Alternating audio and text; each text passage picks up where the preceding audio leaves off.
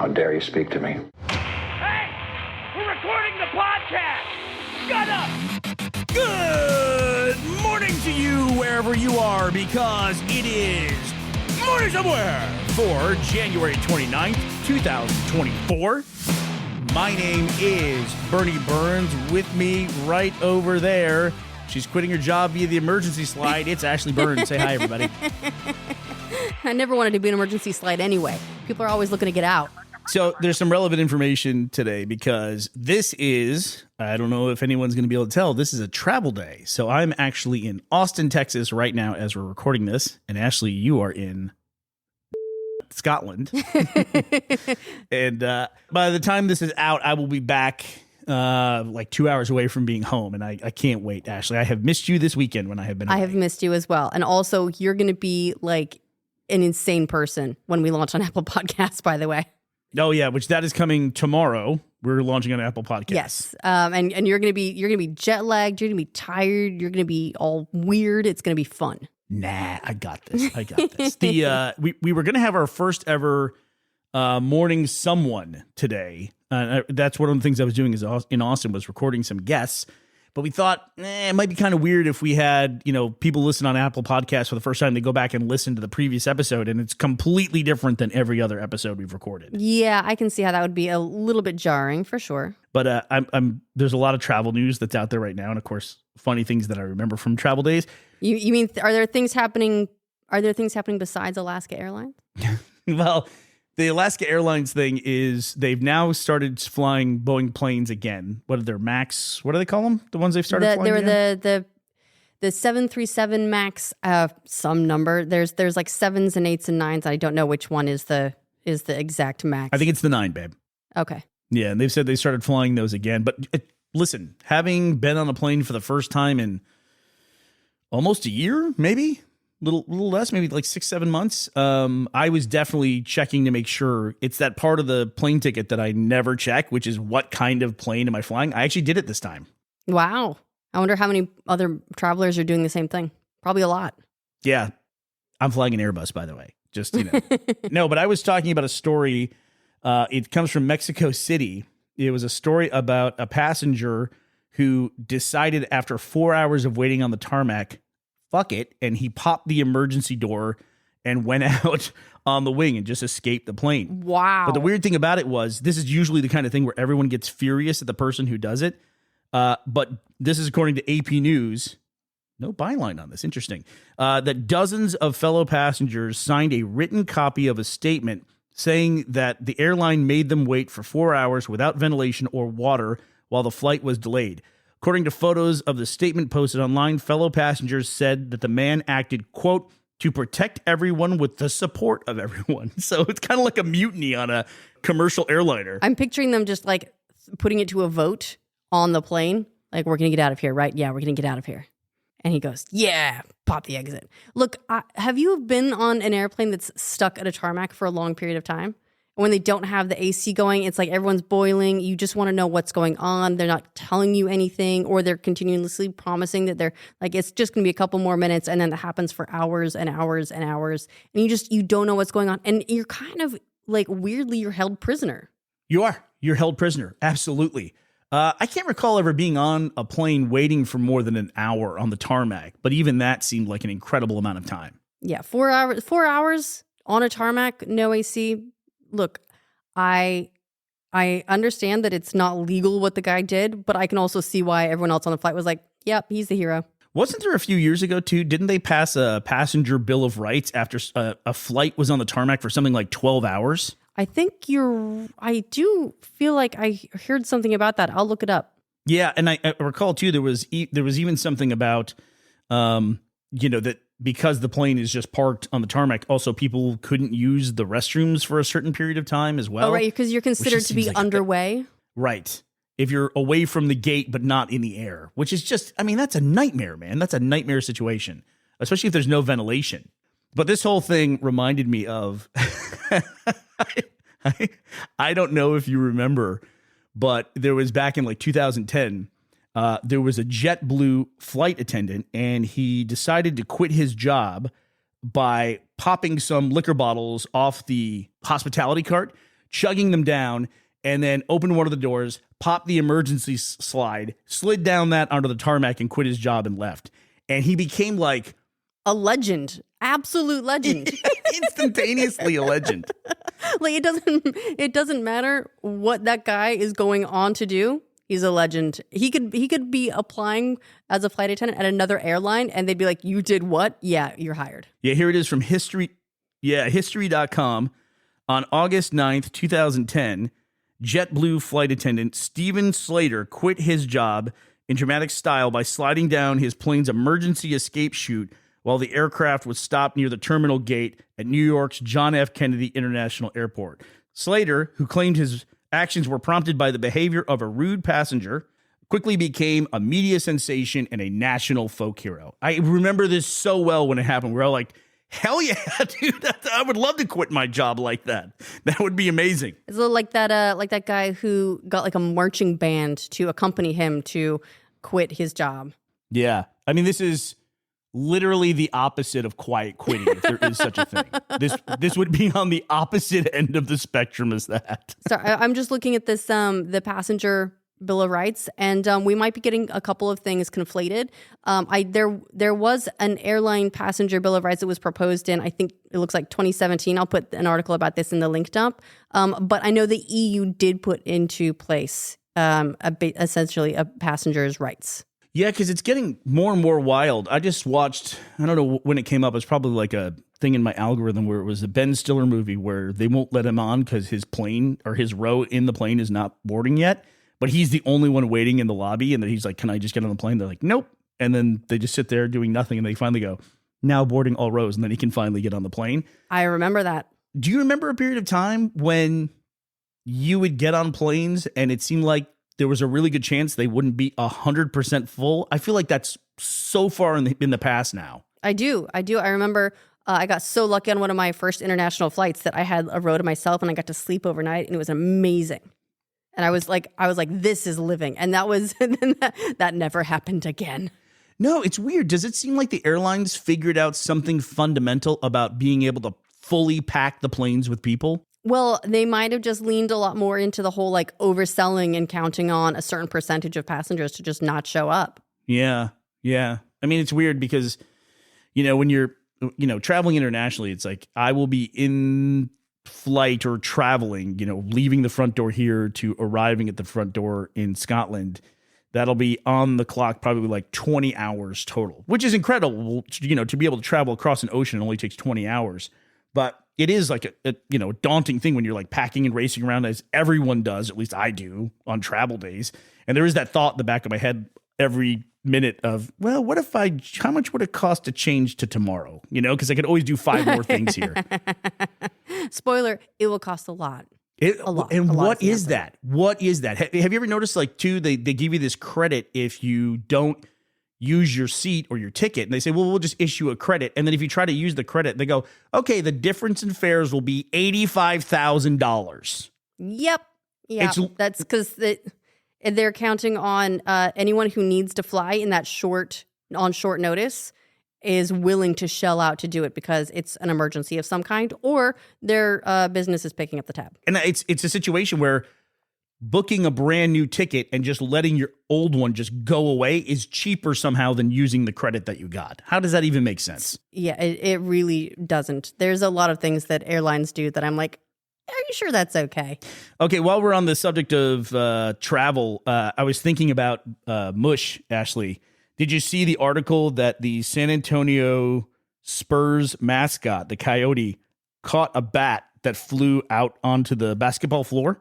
Wait, you mean like a bat, like the creature, not like a baseball bat? No, not like a baseball bat. So this is, once again, an article from AP News. No byline. This is really interesting. A bat descended on the court and delayed play after a player made a three-pointer 2 minutes into the San Antonio Spurs' 113-112 victory over the Minnesota Timberwolves on Saturday night. Dressed in a Batman costume, the Spurs mascot, the Coyote, captured the bat with a net after numerous failed attempts, much to the delight of the players on the court. Apparently, there was an incident in San Antonio where bats kind of make their way onto the court on a regular basis. And this is going to shock you, Ashley. The Coyote previously corralled 2 bats, while former Spurs star Manu Ginobili swatted another to the court with his bare hands in November 2009. What? If you're a Spurs fan, I probably butchered his name. So maybe you should follow a better team.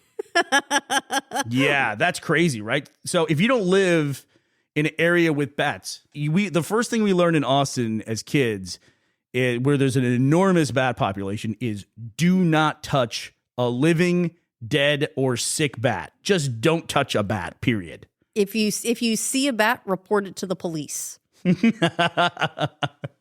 Yeah, it's rabies is a huge deal here, but it made me think about Mush, Ashley, when we moved over to Scotland. The whole process that Mush had to go through in order to go to the UK, which was or is a rabies-free country. Yes, it was a lot. He had to have. He didn't have to go through quarantine. There are some countries where animals coming into the country have to be in quarantine for like a month. Australia is one of those. It's why I didn't take my cat to Australia when I moved there. But coming to the UK, what we had to do instead is we had to get these health certifications. So we had to take the cat Mush to a vet, and they had to give him his rabies vaccine, and then he had to have that vaccine at least 3 weeks, but no more than 1 year before we brought him here. And he had to get like a health certification and all this sort of stuff. Apparently in Europe, there's something you can have called a pet passport. That it must be a record. I know it must be a record of their their vaccinations and health and all that stuff. So you can. Do they have to take a passport photo for that? Oh God, I hope so. I really hope so.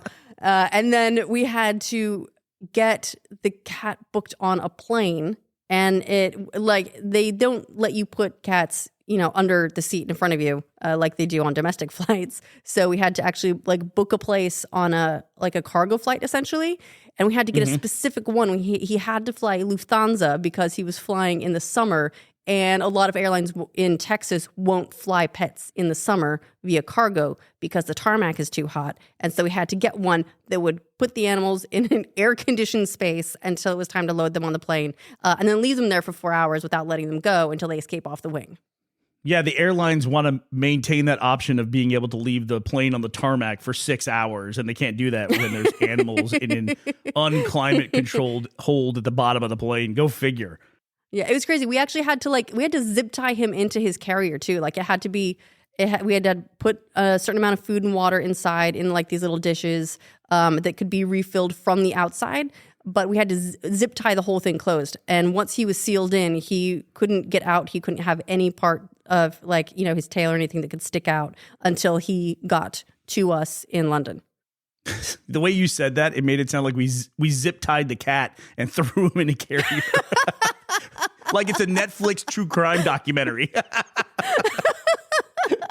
But we've dealt with dumb things like this before. I get why it exists, but both of our kids, the younger kids, have had passports since essentially they were born.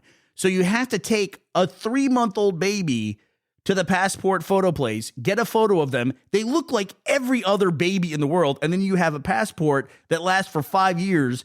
So when the kid's 4 years old, there's just this little baby photo, and it's like, yeah, this is the kid, definitely. Yeah, the passport control guy's like, yeah, it looks right. Yeah, but it also, I'm going to talk about this Carlin thing before we run out of time, but it also reminds me of when we were touring a place that we were looking at, or, they were showing us a house in Scotland. We went through a bedroom, and there was a dead bat on the ground. And as someone who comes from a rabies country, the person who was showing us around, I came out and said, hey, just so you know, there's a dead bat in that bedroom. And he walked in there, he goes, oh my, because I guess he thought I was complaining about the lack of cleanliness. I was just informing him that it was there. And he goes and he stands over it and he goes, oh no, it's still alive, and bends down and picks it up. And Ashley and I must have had such a severe reaction to that he goes, what? Because we panicked and went into the corner of the room. And then that's when we found out that the UK is rabies free, I guess. We were so freaked out. Even thinking about him bending down to pick up that bat freaks me out just in memory. Yeah, it's weird. It's just the context of, where we came from versus where, he's used to growing up. He doesn't even think about rabies. Yeah. And it's, it's an interesting thing here to be like, yeah, bats are, to not worry about bats because, bats are everywhere, frankly. Yeah. Well, quickly before we go, I do want to talk about this, the Carlin AI special has had a major development. And there's been some other news stories that kind of go along with it.